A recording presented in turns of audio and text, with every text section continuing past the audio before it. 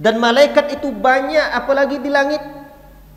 Kata Nabi, ittatis sama, langit itu berderi-deri. Berdorik-dorik. Lain sama bahasa awak.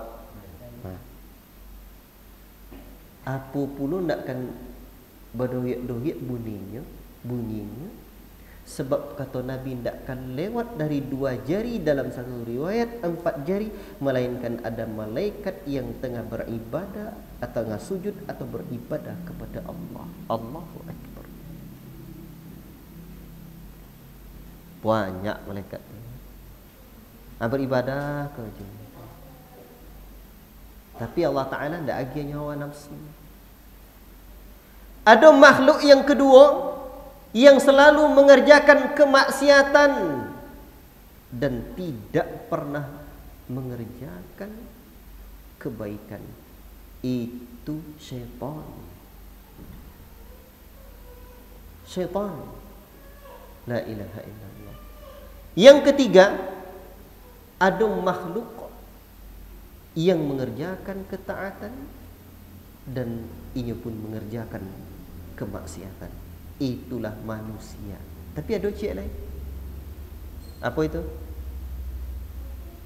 Ini mengerjakan ketaatan juga dan ini melakukan kemaksiatan juga. Siapa itu? Jin. Karena Allah Ta'ala sebutkan, wa ma khalaqatul jinna wal insa illa liya'budun. Tidaklah aku ciptakan jin dan manusia melainkan untuk beribadah kepadaku. Jadi jin dan manusia itu berbuat maksiat dan juga berbuat taatnya. Jadi sama awak, cuman beda awak dengan jin tu, awak nak nampak jin, dia jin nampak awak dia ini. Bapak Ibu yang dimuliakan Allah SWT, ada makhluk yang keempat, makhluk yang tidak memiliki ketaatan dan kemaksiatan. Tak ada, tak buat taatnya, tak buat maksiat. Dan mereka adalah hewan dan binatang. Maka nanti manusia-manusia yang senantiasa mengerjakan ketaatan dan mendekatkan diri kepada Allah bisa membuat takjub para malaikat dengan kemuliaan yang mereka raih, ketaatan yang mereka kerjakan.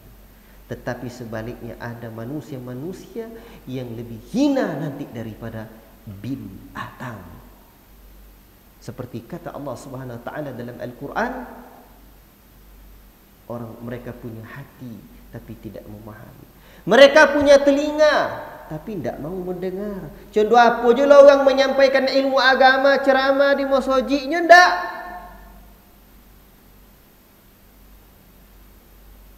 Dan mereka punya mata. Untuk apa pun orang dek mati di depan matanya ndak nya dapat pelajaran, ndak nya nak bertobat. Mereka itu ulaika kal an'am.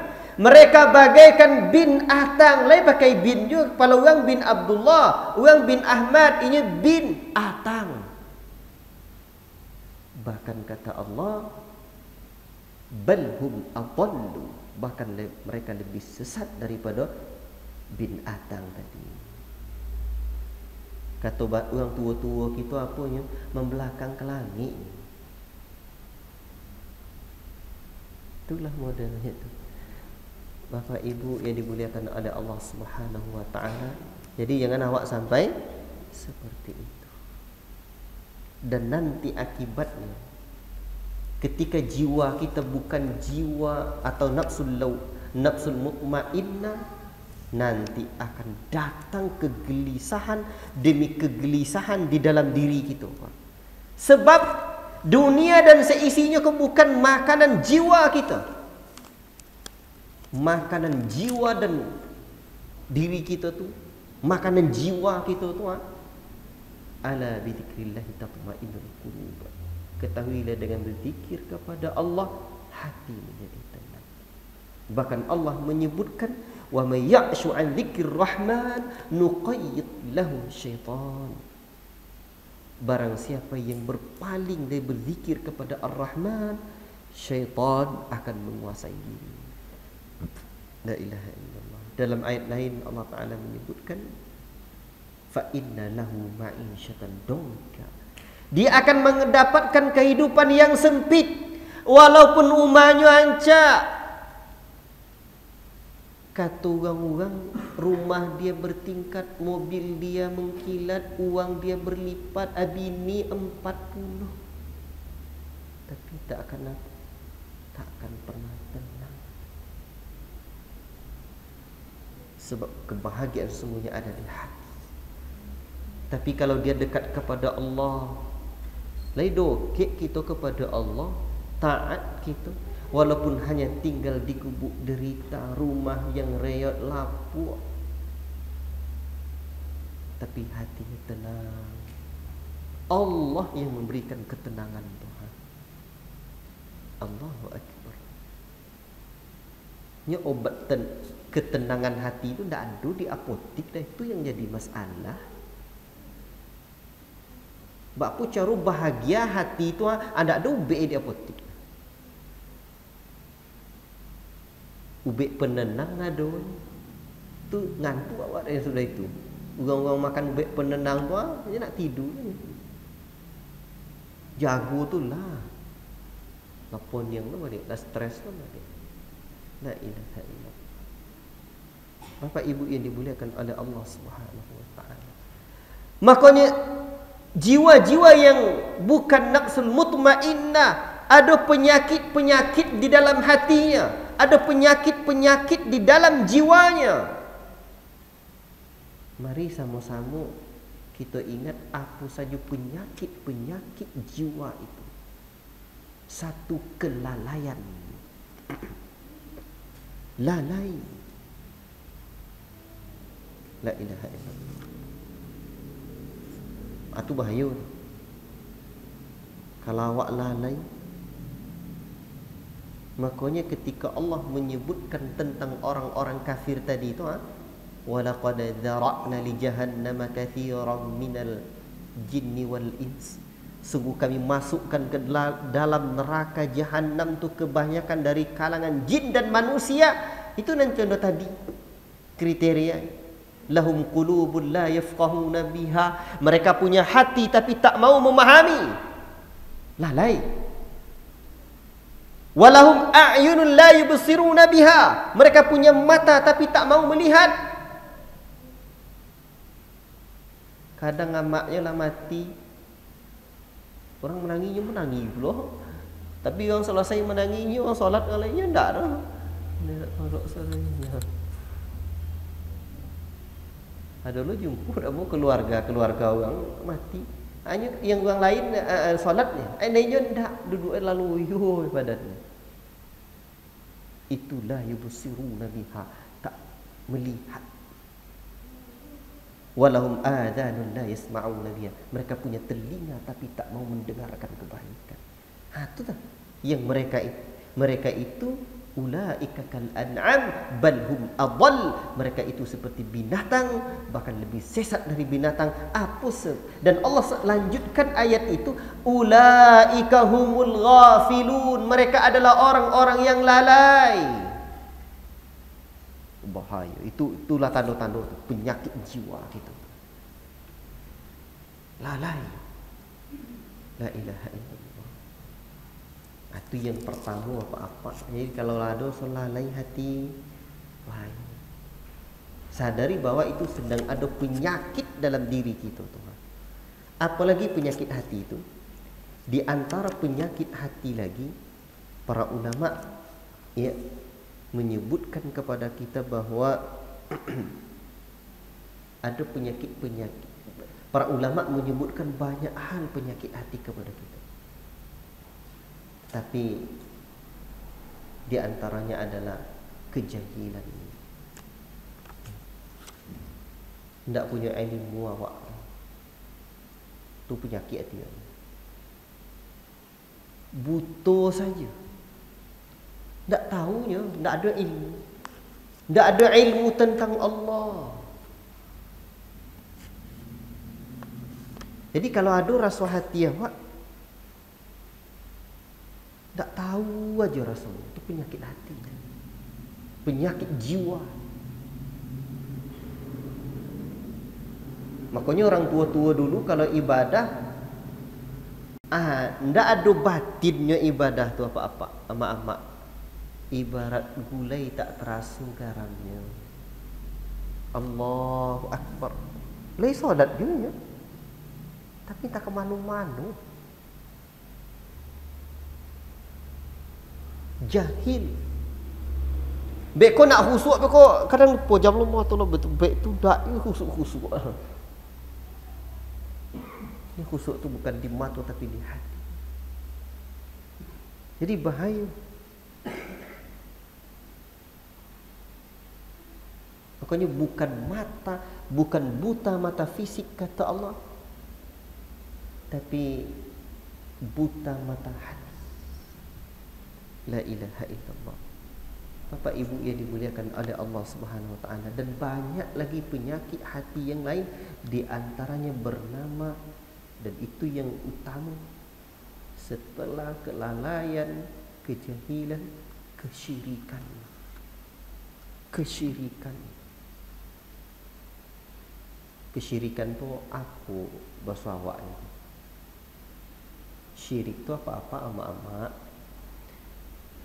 Ada hak Allah. Kok Allah punya hak kok awak berikan kepada selain Allah, atau syirik namanya. Allah punya hak kita berikan kepada selain Allah. Kira-kira wajar tak Allah marahkan awak? Ikut misalkan punya Pak Camat, jatah Pak Camat misalkan, ada bondonya jatah Pak Camat, awak agin ke yang lain, wajar Pak Camat bunyi. Jadi memalingkan hak Allah kepada selain Allah itu bernama syirik. Apa saja hak Allah itu, dalam bahasa Arabnya tauhid rububiyah. Itu bahasa Arab itu. Kalau bahasa Arab Melayunya, awak kan lain Arab, dia pilih Arab Melayu. Mengakui, mentauhidkan Allah, mengakui perbuatan-perbuatan Allah. Allah yang menghidupkan, Allah yang mematikan, Allah yang mendatangkan manfaat, Allah yang menolak mudarat, yang memberi awak rizki Allah, yang mengelakkan kita dari mara bahaya Allah. Makanya kalau hati kita bergantung kepada bondo-bondo, itu kalau dulu-dulu zaman saya isu, itu pula baru adat istiadat lolo sampai kaji kini orang tua-tua awak lah. Itu nak mengaku awak percaya ke jimat. Nyambung untuk itu lah dulu rumah. Ayahmu kan menggali kerjanya. Di kodai itu, macam-macam tu diletak. Kalau orang menggali je lah, minyak mani gajah juga, bulu perindu juga, namanya taphap. Bila-bila bunuh-bunuh yang tak adu-adu, yang aneh-aneh, itu diyakini. Jadi ketergantungan hati awak ke bondo mati itu, itu yang bahaya. Makanya Nabi sebutkan, man ta'allaqa tamimatan faqad asyraka. Barang siapa yang menggantung-gantungkan jimat, maka sungguh dia berbuat syirik. Tapi dulu ikut lo kaji, ndak ikut perentaru dek awak pun, bukan percaya awak ke siku. Kan ikut pula. Yang menyebut itu jadi syirik bukan lo tu awak, tapi Nabi sendiri. Nyo hati kok payah. Lah bergantung hati itu di situ. Kalau hilang tu apa? Gale semua laris nampak kini pun ada le sejak ikut tak ada. Ketergantungan hati kita kepada benda mati. Jangan ke bondo mati le bergantung hati kita. Bondo hidup tapi akan mati tak boleh. Karena Allah sebutkan tawakal tu kepada siapa? Ala hayyil ladzi la yamut, kepada zat yang hidup, hidupnya tidak akan pernah mati. Tu. Jadi bapak-bapak, ibu-ibu, itu rupanya kesyirikan.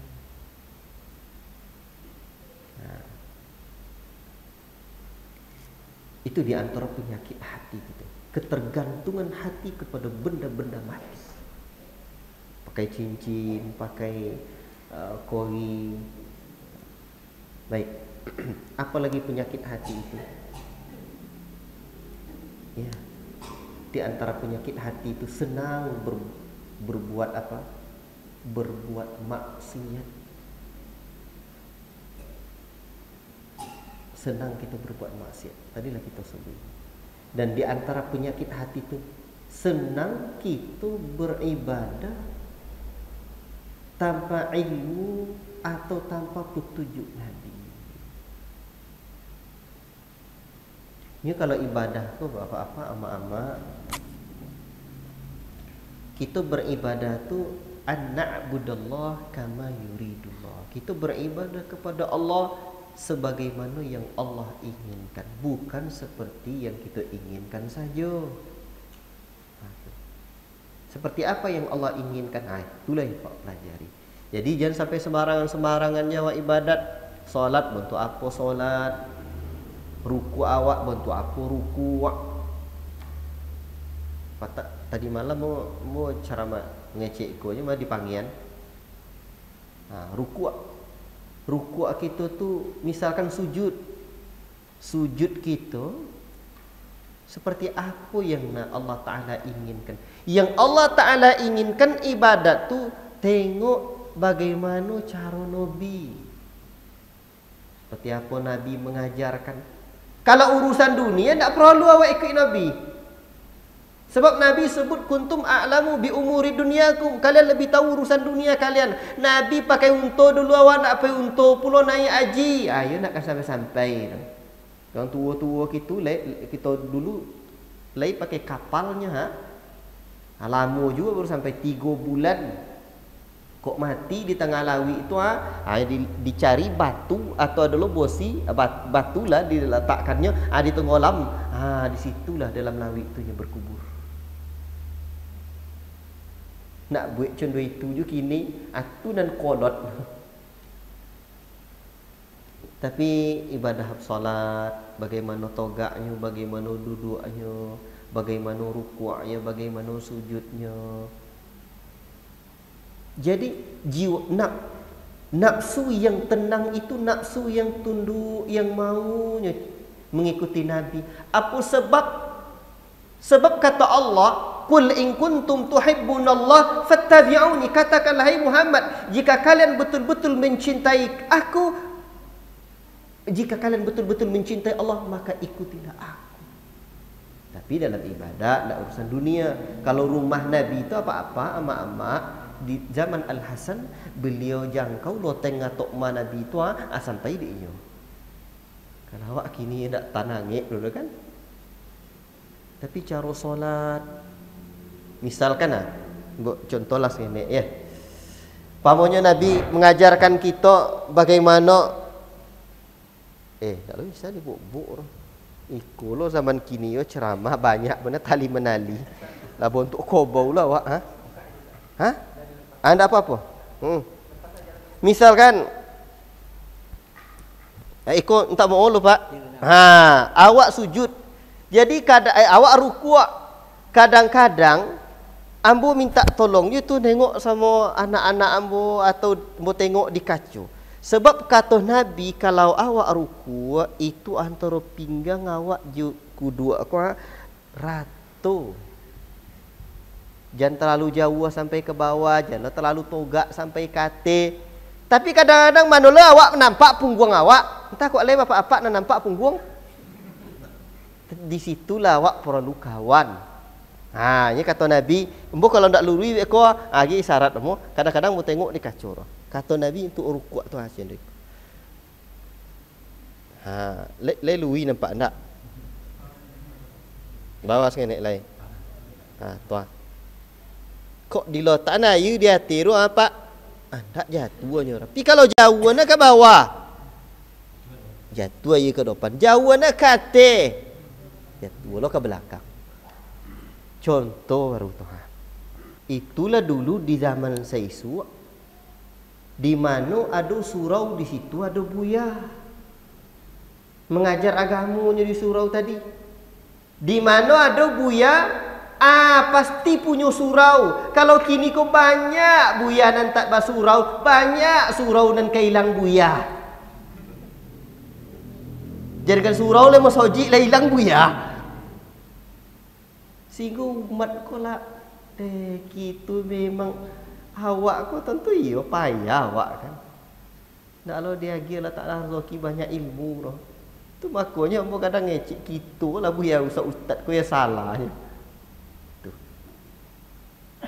Apa-apa ibu-ibu yang dimuliakan Allah Subhanahu wa taala. Tapi mohon maaf, mungkin ada amak-amak bapak-bapak yang tak ngerti bahasa kampung. Ambo kalau lah hadir di orang kampung payah berbahasa Indonesia. Itulah tu. Lain ngerti Pak? Lain. Alhamdulillah.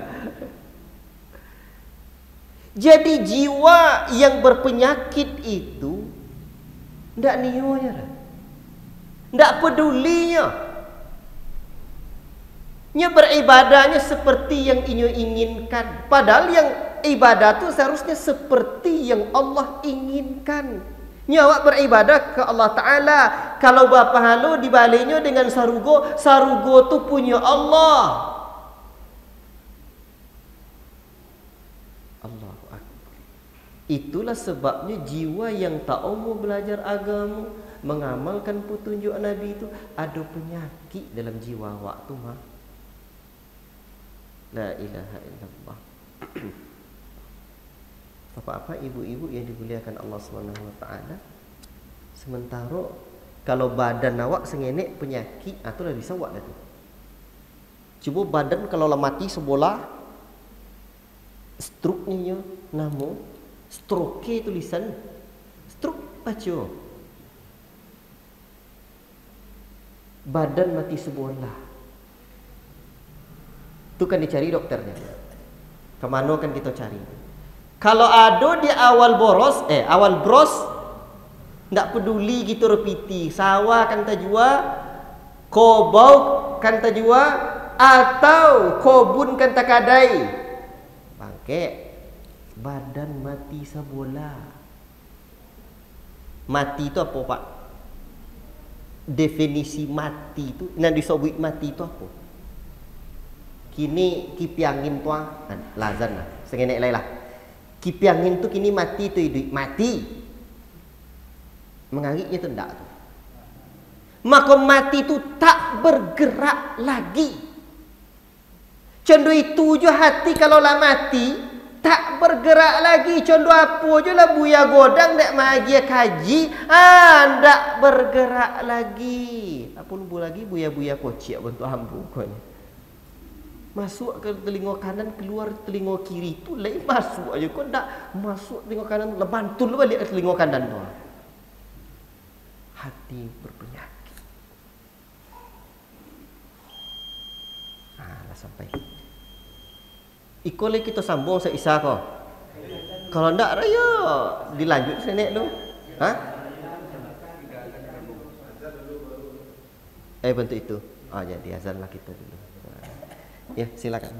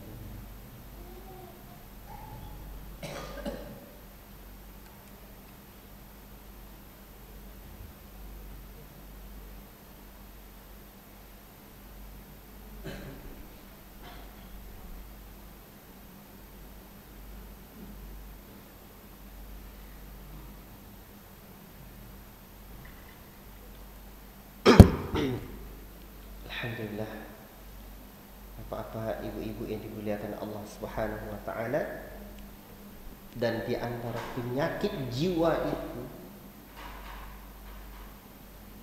adalah tadi apa tadi? Kejahilan. Syirikan tadi ya. Kemudian di antara bentuk penyakit jiwa itu kesombongan. Sombong atau penyakit jiwa bahaya. Bapak Ibu yang dimuliakan Allah Subhanahu wa taala,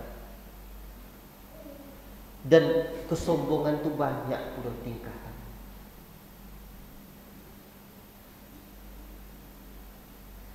Kesombongan tingkat pertama,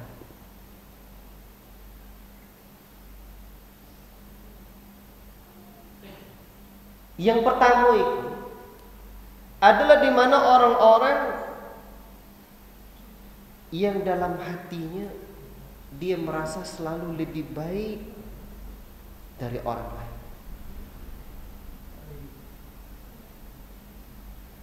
Supaya elok karya. Tapi tingkatan pertama ini selalu juga berupaya untuk merendahkan diri. Wah, aku banyak ya kau ni.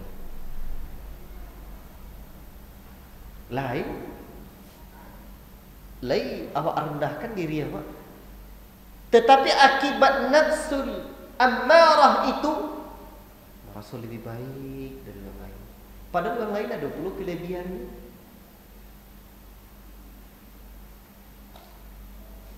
namun awak tak nampak awak kelebihan awak. Dan tingkatan pertama itu pohon kesombongan itu tertanam. Yang namanya pohon terus berkecambang, dahannya rimbun, dahan kesombongan itu terus tumbuh, tapi terus dipangkainya dulu, dipangkas terus, pangkas terus. Itu tingkatan pertama. Tingkatan kedua, kesombongannya nampak terlihat lewat tingkah dan laku perbuatan. Angkuh dalam setiap keadaan. Bersama kawan-kawan, angkuh. La ilaha illallah. Itulah bahaya. Lah naik tingkatnya. Dan ada tingkatan yang ketiga. Kesombongannya nampak terlihat lewat lisannya. Kalau tadi itu baru dari sikap atau perbuatan. Berarti yang pertama tadi baru dalam hati. Merasa. Yang pertama di hati baru. Merasa lebih baik terus dari orang lain. Tapi yang redam, sehingga tidak sampai melalui tindakan, tidak nampak keangkuhan. Dan ada pula tingkatan yang kedua adalah sampai ke perbuatan. Angkuhnya lah nampak. Dan ada tingkatan yang ketiga sudah sampai ke lisan.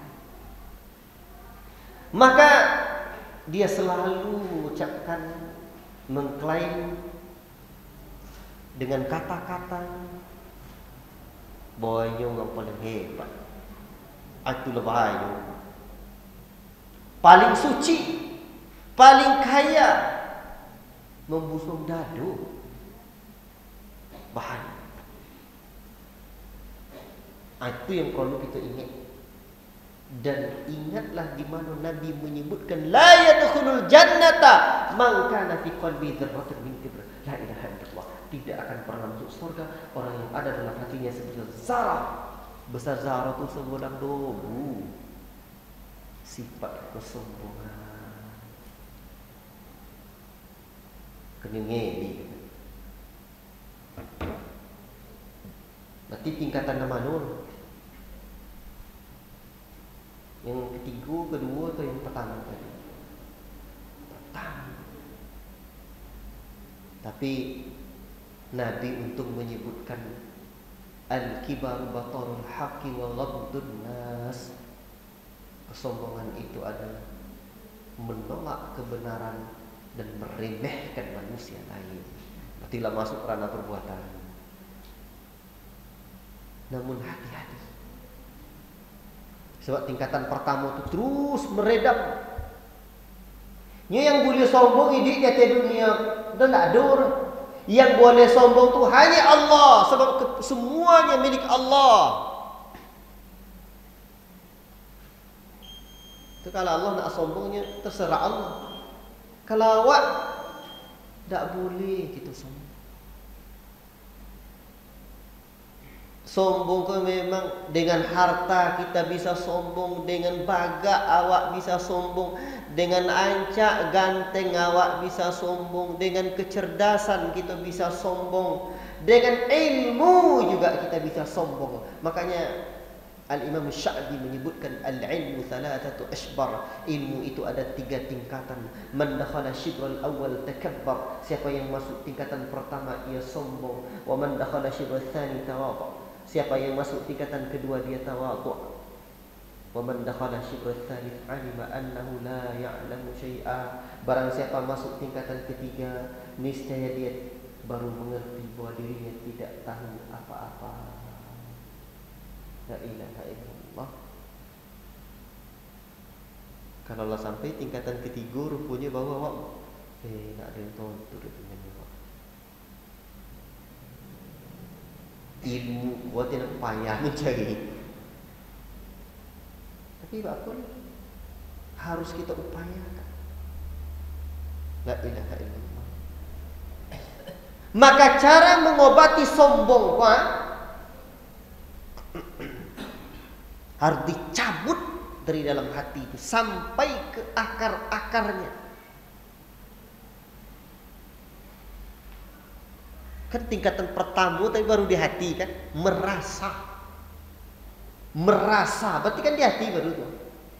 Tingkatan kedua tadi di perbuatan, tingkatan ketiga di lisan. Berarti tingkatan pertama tuh betul-betul dicabut akar kesombongan itu sampai ke dalam hati. Timbul pertanyaan, apa cara jawab mencabut nih? Ternyata mencabutnya dengan mengenal Allah dan mengenal dirinya.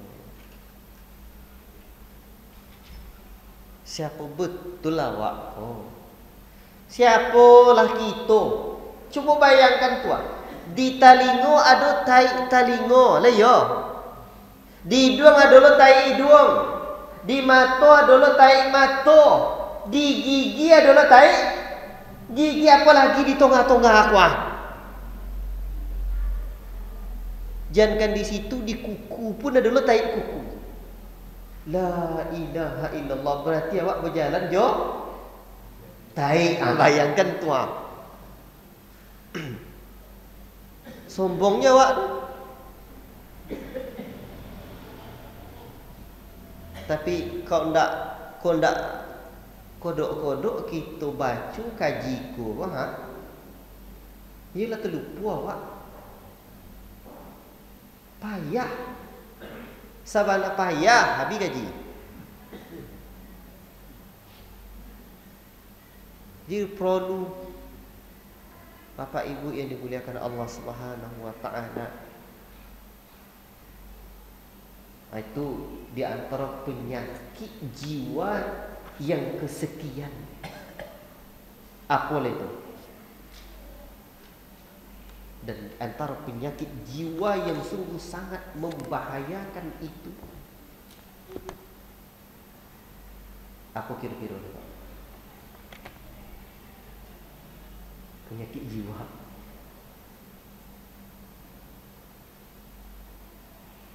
Bapak-bapak, ibu-ibu yang dimuliakan Allah Subhanahu wa taala, banyak, tapi di antaranya adalah kikir atau pelit.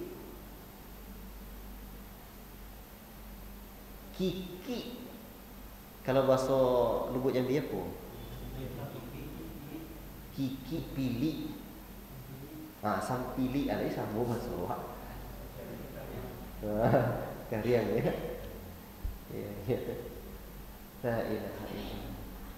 Rupanya penyakit jiwa. Bahkan Nabi menyebutkan seperti yang diriwayatkan oleh Imam Al-Hafidh Al-Munziri dalam Targhib wa Tarhib. Dan Syekh Muhammad Nasiruddin menyatakan hadis itu hasan bi ghairi. Naja awwalu hadhihi al-ummati biz-zuhdi wal yaqin wa yahliku akhiru hadhihi al-ummah bil-bukhli wa tulil amal. Kesuksesan awal generasi umat ini dengan sebab keyakinan dan kezuhudan mereka, dan letak kehancuran umat akhir zaman adalah dengan sebab kekikiran dan panjang angan-angan. Itulah kikik sambili dari dia. Bahayu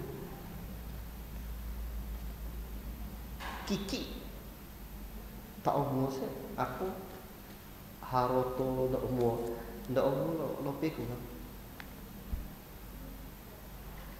Haroto banyak. Kau pun lowe badan sehat. Ni kiki kau nanti akan diserang awak adanya. Di iblisnya, di awal nafsu. Sampai-sampai aku pernah mendengarkan seorang bapak, dan kalau tidak salah aku tidak jadi PYD-nya. Tapi dia jadi Islam. Kalau tidak salah ini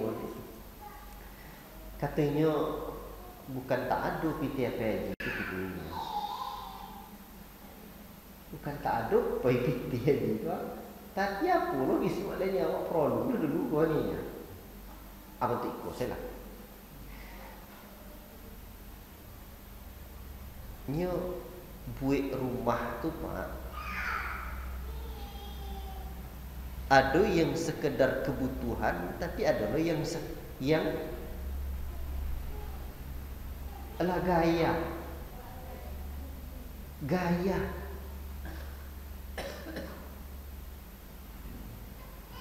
Yang paling penting tu kita sampai ke rumah Allah Baitullah. Itu wajib hukum. Makanya dalam rukun iman yang ada pun rukun Islam yang 5, rukun Islam dan kalima tu naik haji ke Baitullah, bukan naik rumah tinggi. Kan tak itunya orang kan? Cuma awak kadang lah naik rumah tinggi alunya haji leh. Tapi lah daftar Ustaz, daftar tunggu, mudah-mudahan lah panjang umur.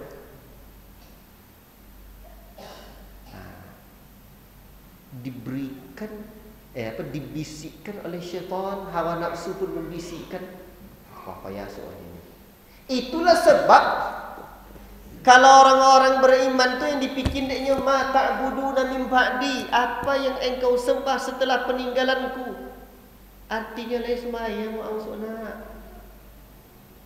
Tapi kalau tidak ada iman di hati, apa-apa amak-amak ma ta'kuluna min ba'di, apa yang kalian makan besok sepeninggalan ayah amak. Tidak mungkin loh jodoh itu pertanyaan awak. Tapi serupa itu apalah kau juang sok kalau meninggal ayah ayah. Kalau jual anak tadi, ya awak sejak ketek itu puluh pelajaran awak.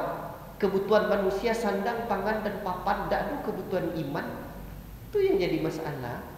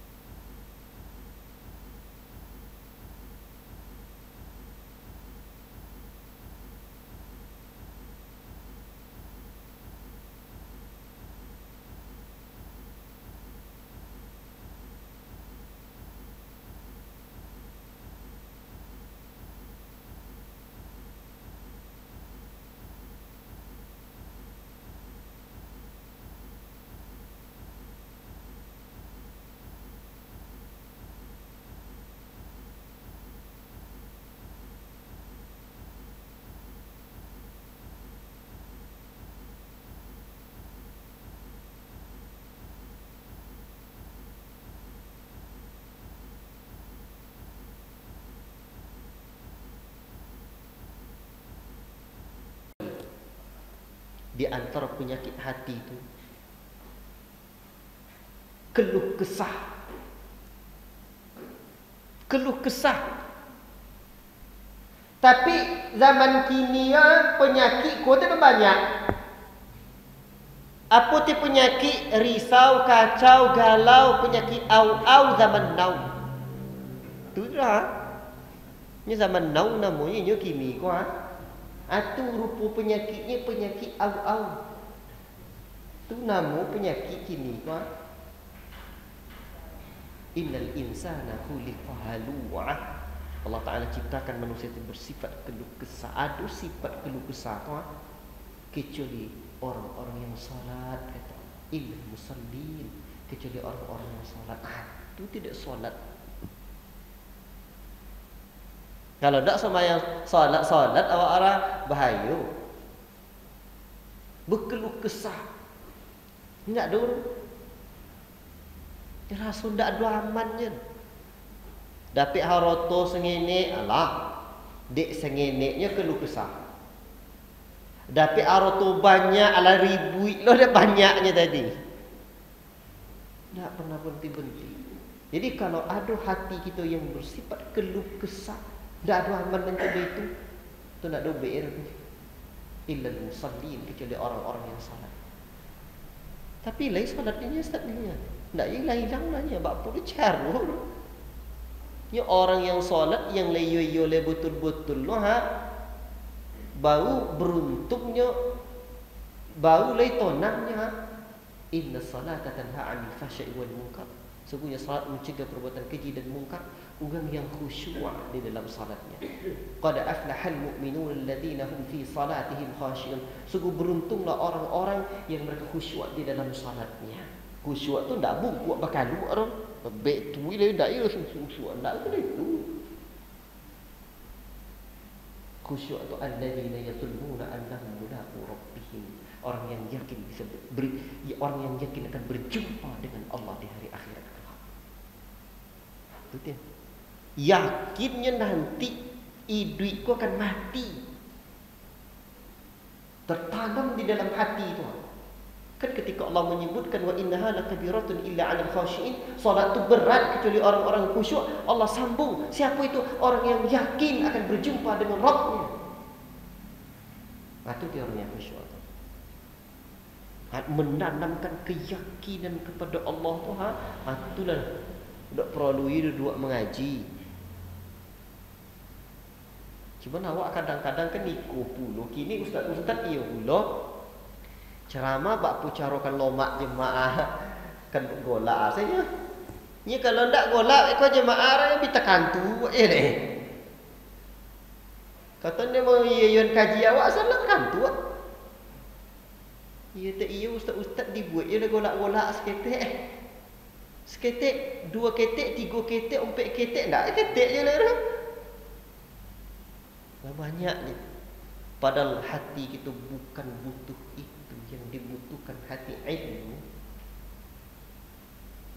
Maka untuk itu Pak, kata Al-Imam Ibnu Qayyim, pintu pertama syaitan menghalangi kita adalah dari jalan ilmu.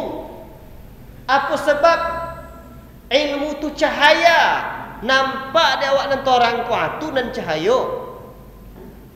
Kejahilan tak berilmu tu bahasa Indonesianya bodoh, bahasa Arabnya jahil. Orangnya jahil nama. Itu adalah kegelapan. Cuba mati lampu kau gelap nama. Tak nampak nanti orang lain.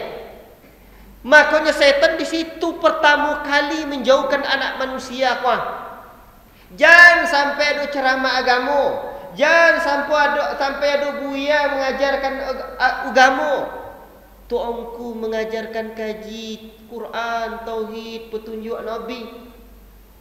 Sebab ketika manusia berada dalam kejahilan, berarti manusia berada dalam kegelapan. Di saat itulah, kalaulah gelap, kalaulah kolam, setan dengan mudah menggebuk-gebuki kita. Nak ditonjok adiknya awak, nak ditinju, nak dipukul, nak diapol. Nyawa dalam kolam, nya nampak awak nak nampak nyawa lain.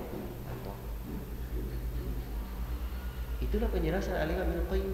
Kalau topik kolam, maka senangnya nyalai tak ditinju awak adiknya. Maka sebab itulah kita perlu duduk mengaji terus. Dulu Pak, di kampung gua tu ada budaya ngaji khatam Quran namanya. Tapi bukan khatam Quran ngaji untuk itu aja orang. Ngaji makna. Dibacanya ada buya tu, ada buya tu seorang dulu di kampung tu. Ambo pernah berguru sebenarnya. Itu bacanya Quran itu dari alif lam, dari Al-Fatihah, alif lam mim sampai An-Nas, dan dibacanya tak baca itu ya. Baca ngaji makna. Sampai khatam tu. Tu kan mantap. Itulah kojo orang buya-buya dulu. Cuman kami buya-buya kini pun tak kemana-mana. Kaji itu yang jadi masalah tu. Ndak Al-Quran, ndak petunjuk Nabi tu yang dibaca ni. La ilaha illallah. Itulah sebab para ulama juga menyebut ada tengok-tengok loh. Baik. Tu penyakit hati dan kesekiannya. Adalah penyakit hati lah apa namanya? Dengki. Dongki nengok orang. Ndak ada sonangnya nengok orang. Ada orang berilmu darinya dongki ya. Atau ada orang kayu, ada orang lebih elok darinya dongki. Dengki itu apa Pak? Ndak bati sonangnya buat apa caru kan hilang nak nikmat tu dari orang tadi tu dongki namanya. Tu bahaya. Al-hasadu ya'kulul hasanat kama ta'kulun narul hatab. Dengki itu memakan kebaikan sebagaimana api memakan kayu bakar. Bahaya dongki. Tapi adalah nan condo dongki sengenek, tapi ndak dongki nampak dia orang. Yo mantap apa aku kayu. Aku ingin lo kayu untuk ini. Tu boleh. Yo kayu haji pai seroka banyak. Bosyo dikor lebih sebab. Tu boleh. Atau ode ko yo banyak itu. Abu yo untuk ini. Banyak ribu. Hanya orang rajin solat. Yang tak boleh tu awak ingin dapat inyo jangan sampai tak dapat oleh. Tu yang tak boleh tu. Bapak Ibu yang dimuliakan Allah Subhanahu Wa Taala. Apalagi penyakit hati itu diantaranya adalah tidak jujur. Munafiqah itu penyakit hati. Munafiqah. Nifaq. Sebenarnya nifaq, perbuatan itu nifaq. Kemunafikan. Cuman munafik panjanglah kaji Pak. Ini kalau dikumpul-kumpul yang kita sebut dari tadi itu tiganya kesimpulannya, dan itulah yang menjauhkan kita dari neraka, dari surga itu. Yang pertama namanya syirik.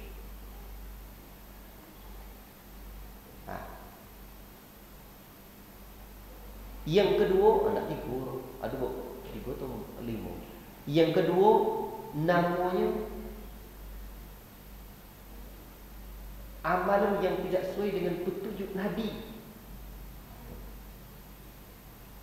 Yang ketiga itu kufur, termasuk juga nifaq, dan di antaranya lagi fisq, kefasikan.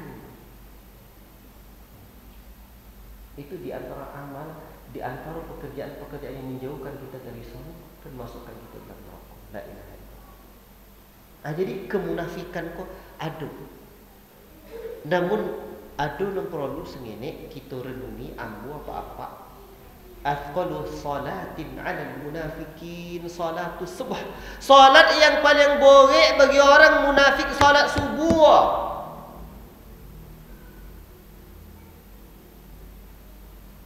Dan kalau para sahabat Nabi itu dulu itu dia standarnya solat laki-laki solat jamaah di masjid. Solat subuh dak jemaah laki-laki ke masjid dah. Ada bibit-bibit kemunafikan di dalam hati kita, puan. Nya kalau tontu dak kita cenderung apa keutamaan solat berjamaah tu, sungguh kita akan merangkak. Allahu akbar.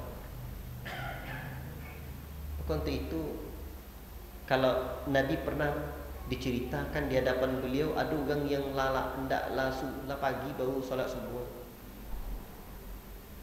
Itu tu kalau lakon itu koncing telinga kita. Dzaka syaitanu bala, dzaka rajul bala syaitanu fi udunaihi, kata Nabi. Itulah seseorang yang sudah dipinci dua telinganya oleh syaitan. Jadi telinganya lah jadi kloset syaitan. Sakit indah aku tidak. Tapi macam itu bapak. Awak enggak ni. Nah, kalau dulu-dulu kan ayam tu pak bangun dia. Kuruyuk. Itu ndak je kuruyuk dia duduklah duduk. Awak ndak duduk rebu kan? Mahkodo ayam. Ya, ayam tu apa-apa berzikir. Makanya kata Nabi jangan mencela ayam jantan. Jangan cela ayam jantan.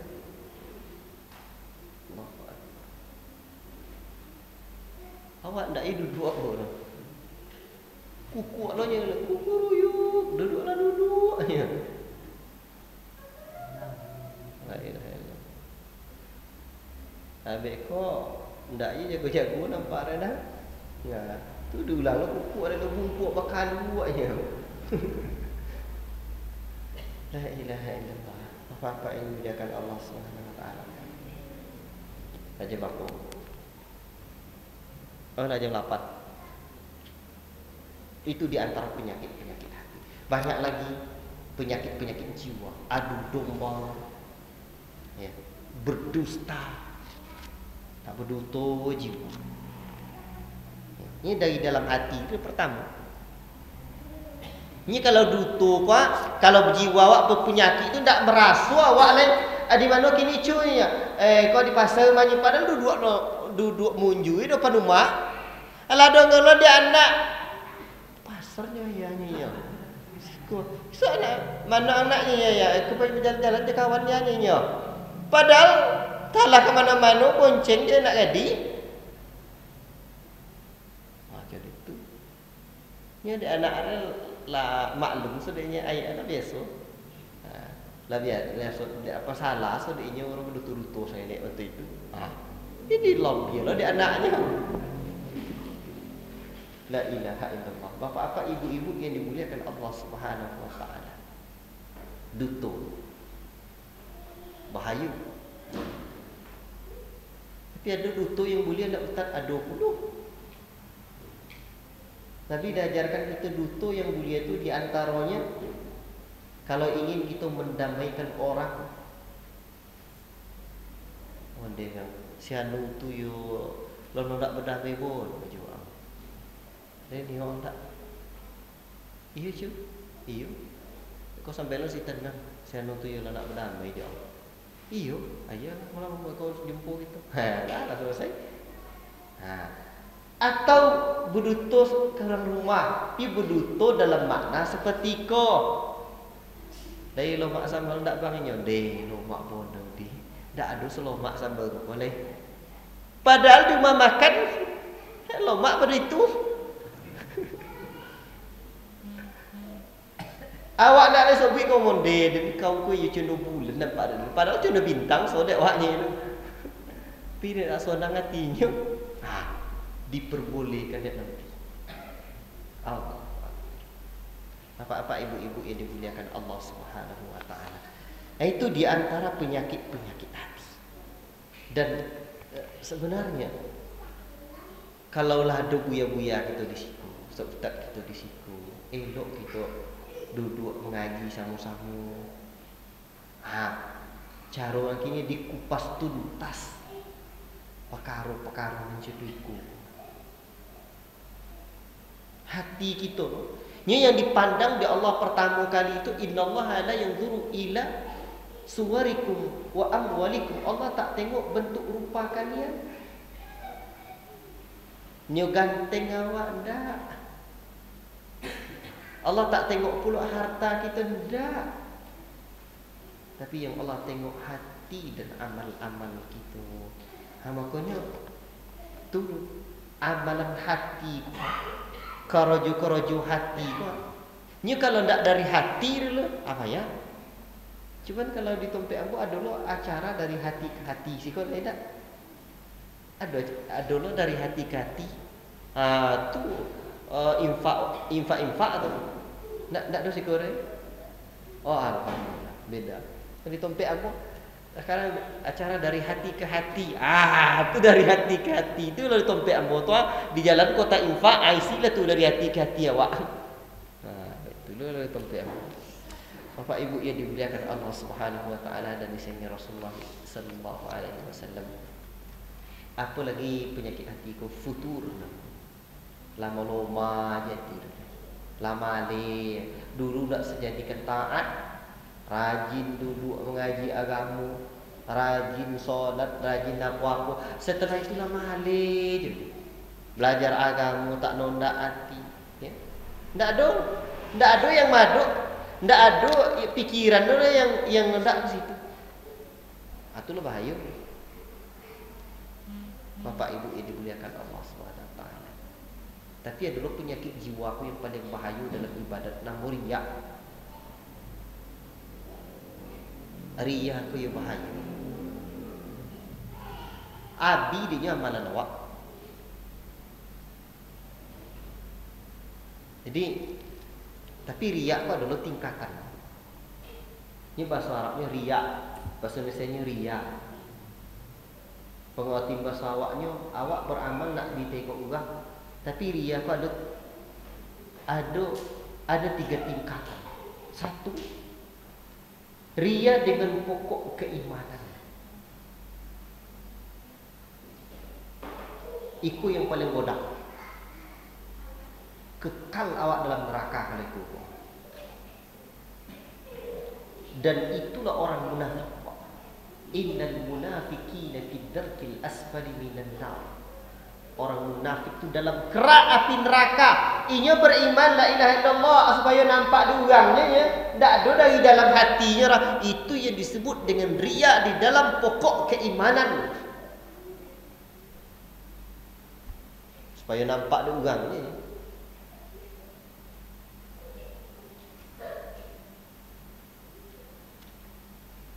Tu munafik macam itu. Lain terfaham juga kan? Sudah apa Ustaz? Inyo sana nak menikah jo anak gadis orang awak masuk Islamnya dulu. Sehingga beko lah nikah balik di lopianya lah murtad.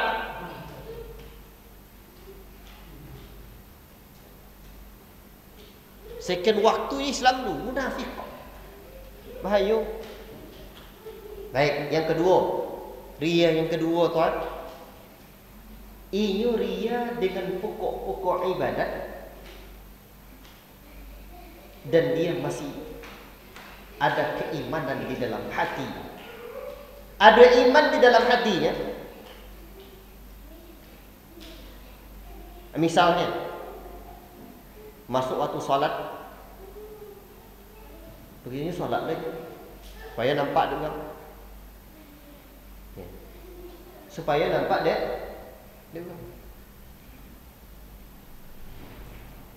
Atau nya puasa baik kau depan pintu lain. Maka jenis yang kedua itu nanti pahala-pahala itu tidak diterima. Tak ada pahalanya. Dan di hari akhirat kelak carilah mintalah pahala kepada orang-orang yang kita riyai itu.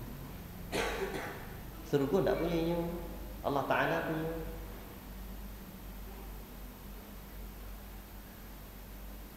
Itu pokok-pokok ibadat. Ibadah-ibadah wajib, ibadah-ibadah solat. Itu bahaya. Tapi ada dulu ibadat yang ketiga, riya yang ketiga. Ini riya dengan pokok keimanan dan pokok kewajiban. Tidak ria dengan pokok keimanan dan tidak pula ria dengan pokok-pokok ibadat.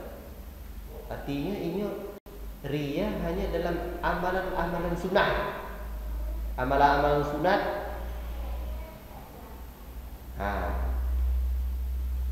Ini banyak. Ini korjon lah. Solat sunat banyak nampak ria. Solat sunat juga nampak orang. Bapak Ibu yang dimuliakan Allah Subhanahu wa taala.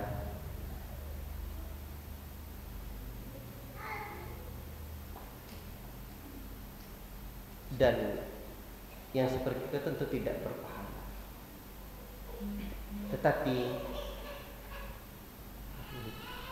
Tetapi kadang-kadang kalau terus ini latih dirinya, insyaallah ta'ala dengan sendirinya ibadat-ibadat yang kita kerjakan itu menumbuhkan keimanan lagi, menumbuhkan keikhlasan. Man jahada fina lanahdiyanna subulana. Kalau terus kita melatih diri kita, maka akan dengan sendirinya Allah berikan kita petunjuk. Jadi hati-hati kita dengan riya. Bahkan riya pun lebih halus daripada semut, jejak semut. Lain nampak kita jejak semut. Kecuali kalau semut itu berjalan di atas air, berjalan di atas air, nampak tak kita? Jejak itu air, nampak tak jejak semut? Lebih halus, akhfa min dabibin naml. Kata Nabi, kesyirikan atau riya lebih halus dari jejak semut. Jadi hati-hati ya Pak. La ilaha illallah. Dan Allah tak terima. Amalan yang baik hanya Allah terima. Ikhlas semata-mata kerana Allah. Kalau tidak kerana Allah, tidak Allah terima. Baik, Bapak Ibu yang dimuliakan Allah Subhanahu wa taala. Mungkin itulah amalan penyakit-penyakit jiwa yang perlu kita pelajari, yang perlu kita pahami. Dan banyak lagi yang lain. Ya, banyak lagi yang lain. Kamu mungkin cukupkan dulu sampai di situ. Tapi kok ada tanya jawab, pertanyaan, silakan. Tidak apa-apa. Allah Ta'ala, silakan. Waalaikumsalam.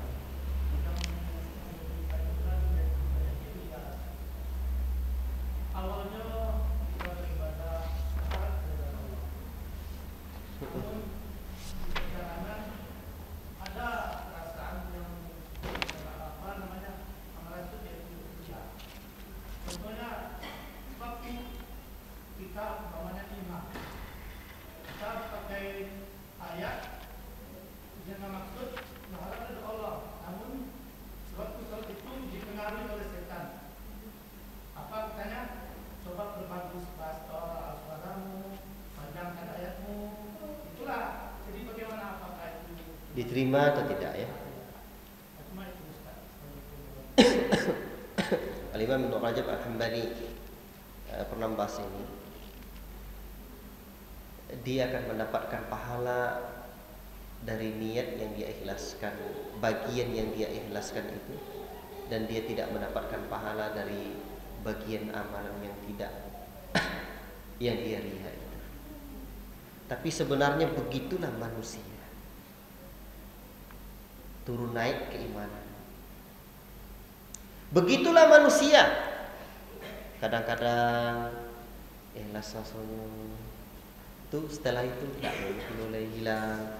Itulah yang terus kita mujahadah, yang terus kita melawan diri kita. Maka untuk itu riya itu perlu kita obati. Dan cara mengobati riya itu ada dua. Yang pertama, mencabut akar-akar riya supayanya tidak bercabang. Apa akar riya itu kira-kira?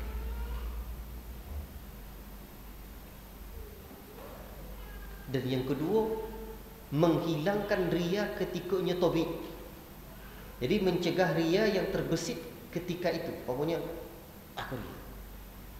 Tapi kalau tidak dicabut akarnya bahaya juga. Ambo ulang lagi. Menghilangkan riya itu ada dua cara. Satu, mencabut akarnya. Ibarat apa? Jamur, cabut sampai ke akarnya, dibuang betul virusnya. Ya, hal-hal yang merusak itu kuman-kumannya. Begitu pun riya, dicabut betul akarnya tuan. Ada yang kedua, terbesit dalam hati dia, dihilangkan cepet. Tapi untuk itu tu tiboy beko balik tu. Tiboy balik. Makanya mencabut akar riya tu lah yang paling penting. Apa akar riya tu? Kira-kira apa, Pak? Riya itu apa? Beramal untuk menginginkan sesuatu selain ridha Allah, kasih sayang Allah. Berarti mengharapkan kedudukan, mengharapkan pujian orang lain, mengharapkan duniawi.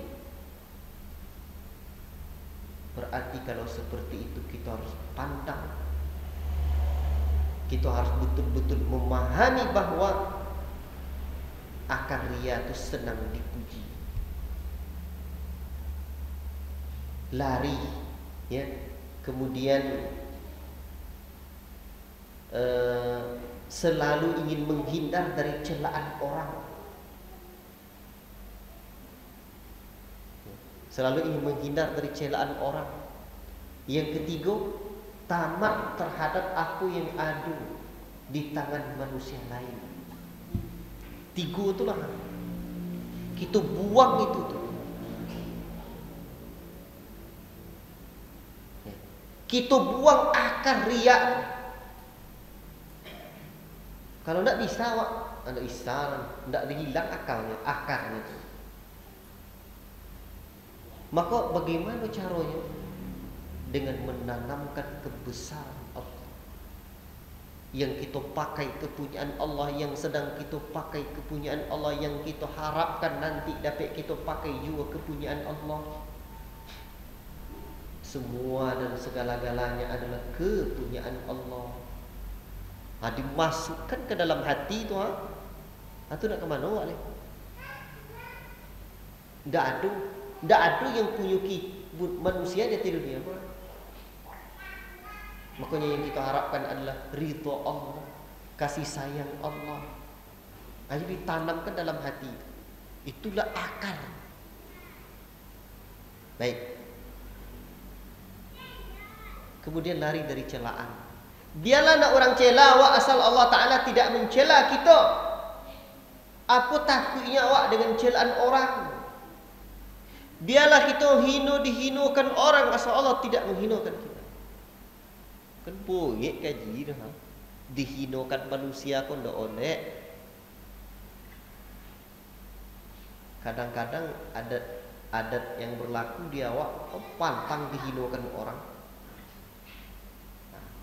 Tapi satu sisi Pak Adu, saat-saatnya kita tak perlu hirau dengan celaan orang. Baik. Jadi itu Pak cara menghilangkannya.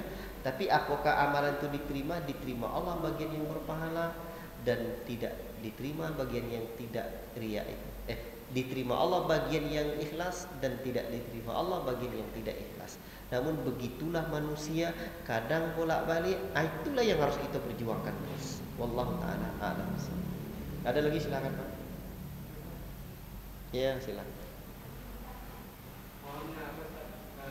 Pemahaman tentang penyakit Penyakit? Oh, penyakit ain.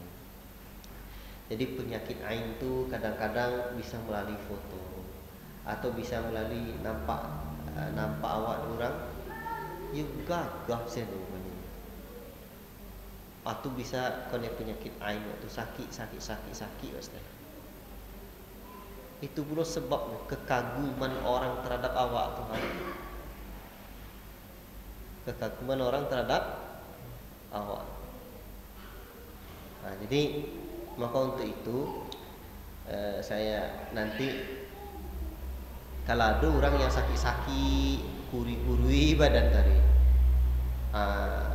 boleh jadi kena penyakit ain. Carilah buku-buku terkait dengan Tibun Nabawi, pengobatan Nabi, atau buku-buku kesembuhan dalam Islam, nanti kita akan dapatkan bagaimana petunjuk para ulama dan petunjuk Nabi sendiri tentang penyakit ain. Allah Ta'ala alam. Itu aja untuk ya. Silakan yang lain. Ada lagi? Tidak ada, mungkin cukup sekian apa-apa ama-ama yang dimuliakan Allah Subhanahu wa taala. Kalau ada umur sama panjang, dia lah apa ya, cukup sekian, yang benar hanya dari Allah, yang salah diri pribadi ambu yang menyampaikan. Baru satu musuh manusia yang pertama, hawa nafsu. Hawa nafsu kita. Jadi kita tundukkan hawa nafsu. Kalau tidak ibarat berat. Kalau tidak kita sadari didikan mati ke berat, Pak. Allah. Maka untuk itu mari sama-sama kita sadari terus hidup akan mati. Sebentar hanya hidup di alam yang bernama dunia. Kalaulah mati awak Pak akan berbalik kita tidak tidaknya. Dadu. Kalau di alam kubur tu awak tidak bisa. Tidak ada kan sampai kini lah mati ke balik ke dunia pun tidak ada. Tidak ada. Maka kafabil mauti wa'idha. Cukuplah kematian menjadi peringatan bagi kita. Itu dan kita ingat-ingat. Ini kalau tidak kita renung-renungkan hidup hayo boleh berat. Maka untuk itu kita sendiri yang merenung. Umur kita lah semakin bertambah. Ajal awak entah hidup. Amak gaya kita lah bangkit dulu. Awak punya sadar. Hawa nafsu kita diberikan oleh Allah. Kalau kita kelola hawa nafsu Pak, di sikulah kita dapat hidup. Kalau tidak ada hawa nafsu, tidak akan ada anak keturunan awak. Tidak akan bisa kita makan. Tidak akan bisa kita bisa minum. Tidak akan punya rumah awak. Tidak akan punya apapun kita. Tidak ada nafsu. Jadi itu hikmah Allah ciptakan nafsu. Tapi di sisi lain ingat, nafsu bisa menjadi musuh bagi kita apabila nafsu itu tidak terkelola dengan baik. Maka nafsu terbaik, nafsu mutmainnah, nafsu yang tenang, diarahkan dan mau berbuat sesuai dengan petunjuk Allah. Ya sadar boleh. Ya. Nafsu keingin produksi boleh nikah. Nafsu ingin harta boleh silakan ambil, tapi ingat ada bagian-bagian. Wa bataghi fi ma atakallahu ad-daral akhirah wa la tansa nasibaka minad dunya. Cari akhirat dengan harta yang Allah berikan kepada kalian dan jangan lupakan dunia. Allah tidak lupa dunia. Jadi kalau asyik di akhirat awak lupa dunia, tidak seperti itu. Tapi ingat akan ada hidup setelah kematian itu. Maka disitulah kita harus mendidik diri kita menjadi jiwa-jiwa yang tenang. Semoga Allah Ta'ala nanti pertemukan kita kembali dengan orang tua kita, dengan kawan-kawan hadai taulan di surga Allah yang penuh dengan kenikmatan. Wallahu Ta'ala a'lam bishawab. Wassallallahu wasallam ala nabiyina Muhammad wa ala alihi washabbihi ajma'in. Wassalamualaikum warahmatullahi wabarakatuh.